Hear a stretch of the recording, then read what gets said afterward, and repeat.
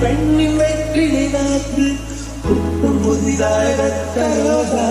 பூமி தொடா பிள்ளையின் பாதம்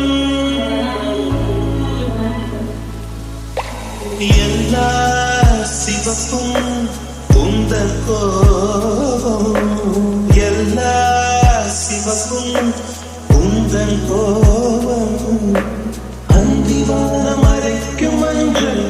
அக்னி கொழுந்து பூத்த மஞ்சள் தக்க